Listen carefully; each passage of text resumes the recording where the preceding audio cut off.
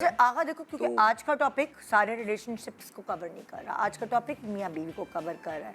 okay. तो हाँ, same thing, same देखो, सेम लॉजिक। मर्द की और औरत की अलग अलग स्टेजेस होते हैं लाइफ के। कभी एक औरत, लड़की जब होती है, जब उसकी शादी होती है नई नई, हमारे यहाँ बहुत छोटी छोटी उम्रों में शादियाँ हो जाती हैं, जो कि मजहब भी कहते हैं कि हाँ सही है भाई, आप गर्लफ्रेंड बॉयफ्रेंड बनाए, इससे बेहतर है आप निकाह करें, ठीक है।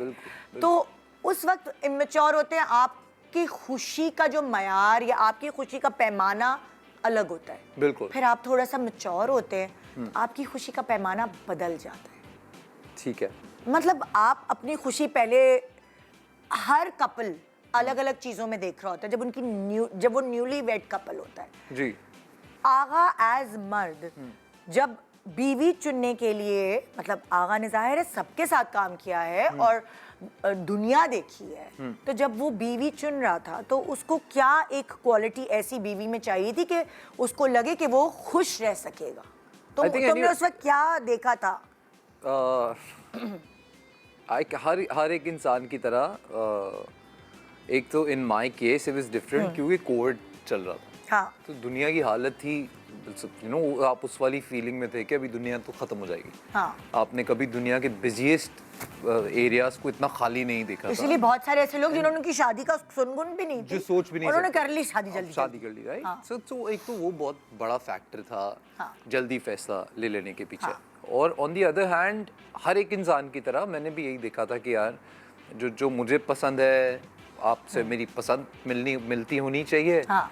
और आपको सर्टेन चीज़ों की कदर होनी चाहिए लाइफ में जिनकी मैं कदर करता हूँ, और आपकी मेरी कहानी अगर थोड़ी एक जैसी है तो मैं सोच सकता हूँ कि आपकी वैल्यूज भी मेरे से मिलती होंगी। हाँ। तो बस यही बातें सोच के फिर आप अल्लाह का नाम लेते हैं और आप कहते हैं कि यार अब मैं एक आई थिंक निकाह का या शादी का फैसले से खूबसूरत बात तो कोई है नहीं, बिकॉज अगर आप एक रिश्ते को अल्लाह के हुजूर मनवाना चाहते हैं तो इससे प्यारी कोई और बात नहीं है। Then again destiny has other things. लड़के कब सीरियस होते हैं शादी के लिए? क्योंकि देखो जब इससे ज्यादा क्या सीरियस नहीं नहीं, कहने का मकसद है बोल दिया तो। वो कैसे सोचते हैं शादी के लिए, वो लड़की में ऐसा क्या देखते हैं कि उनको ये नजर आए कि ये अच्छी बीवी बनेगी। बहुत सारे लड़के अरेंज मैरिजेस भी करते हैं, अपनी अम्माओं की पसंद से करते हैं। डिपेंड करता है आप कैसे हैं। देखिए मेरे एंड के ऊपर मैं बहुत खुद काम वाम कर लेने वाला इंसान। अच्छा।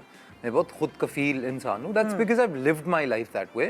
मैं 10-12 साल से तो मैं अकेले रहता हूँ। मतलब आपके लिए ये चीजें मैटर नहीं करती कि मेरी बीवी मेरी खिदमत करे, खाना का बनाना आता है या नहीं आता है, या आपको बर्तन धोने आते हैं। तो आपके लिए क्या मैटर करता है? मेरे लिए मैटर करता है कि आप कितना एफर्ट करते हो इन रिलेशनशिप कि वो चले। कितना एफर्ट करते हो टू मेक सामने वाले को ये फील कराने के लिए दैट यू आर लव्ड। ये सबसे जरूरी मुझे लगता है। किसी भी क्लास की शादी हो, किसी भी उम्र की शादी हो, एक बड़ा न्यूट्रल फैक्टर है वो ये कि आप on daily basis, weekly basis, whatever your nature is, but आप यकीन दिलाते रहो इस बात का कि यार आप आज भी यू स्टिल देयर। आप फॉर ग्रांटेड नहीं लो कभी भी शादी को। मुझे लगता है 99% शादियां सिर्फ इसलिए फेल हो जाती हैं क्योंकि एक इंसान दूसरे इंसान को फॉर ग्रांटेड लेता है कि यार ये तो है ही। हाँ। अब इसने तो कहीं जाना नहीं है। हाँ।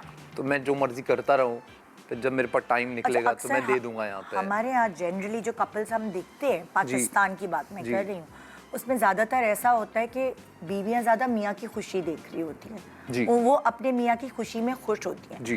क्योंकि औरतों की परवरिश ही ऐसी की होती है। जी।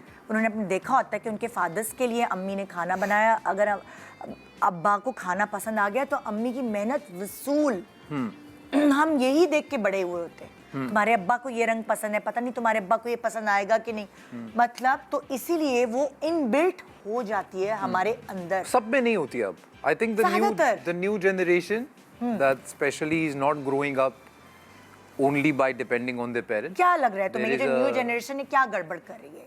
देखें, सबसे पहले तो मुझे लगता है 90s में मेरी जहाँ तक जनरेशन का सवाल है, हमारी अपब्रिंगिंग में 99% जो हिस्सा था वो हमारे माँ बाप का, मामू का, चाचू का, इन्हीं लोगों का था। हम इनसे ही लेते थे जो डेटा हमें हमारे सिस्टम में डला ना।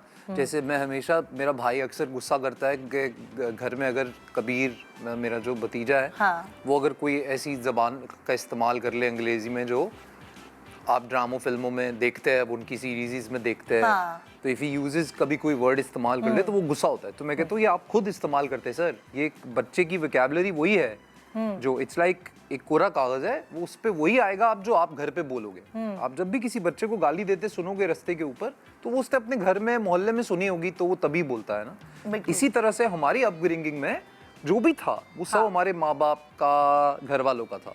हम सोशल मीडिया देख के पूरी दुनिया का डेटा कंज्यूम करके बड़े नहीं हुए थे। बिल्कुल। और इसी वजह से आज आपको इतना ये कॉन्फ्लिक्ट देखने को मिलता है कई फैमिलीज में कि भाई बच्चे वैसे नहीं है जैसे माँ बाप है। वो किसी और से ही इंस्पायर्ड है, किसी और की जिंदगी को फॉलो कर रहे हैं। जिनके बालों के रंग पर्पल हो जाते हैं और पिंक हो जाते हैं, वो उनके माँ बाप ने तो कभी किए नहीं ना, neither they support their idea. And ऐसा नहीं कि नहीं कर सकते आप कर सकते हैं, पर वो बड़ा ऑफ लगता है तब जब आप कहते हैं कि यार ये ऐसा कोई और तो है नहीं खानदान में। यू नो, हम साइड पे बाल बनाते थे क्योंकि हमारे बड़े बनाते थे। अच्छा, That's what you learn।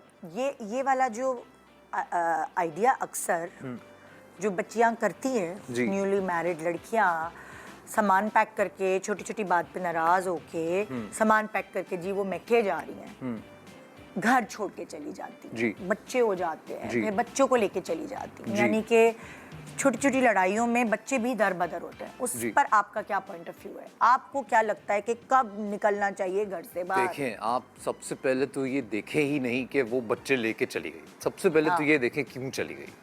देखें, दो ही वजूहात हो सकती है। एक वजह ये हो सकती है कि जो भी वो खातून लड़की है वो उसके अंदर बड़े पेशेंस है, उसने बड़ा बर्दाश्त किया है, उसने बहुत कोशिश की है एक रिलेशनशिप चलाने की, वो बार बार उसने बात करने की कोशिश की है, एक्सप्रेस करने की कोशिश की है, पर उसको वो इज्जत, वो प्यार नहीं मिल रहा है। और अब उससे बर्दाश्त नहीं हो रहा है। और क्यों होगा? किसी भी इंसान को किसी भी रिश्ते में अगर उसको नेग्लिजेंस भी फील होती है, अगर उसको ये भी फील होता है, सबके लिए मैं बोलना चाहूँगा कि अगर ऐसा फील होता है ना कि अब मेरी वैल्यू नहीं है, मैं हूँ और नहीं हूँ में कोई फर्क नहीं है, मेरे होने ना होने से कोई फर्क नहीं पड़ता, तो उस रिश्ते में नहीं रहना चाहिए। बिल्कुल भी नहीं रहना चाहिए।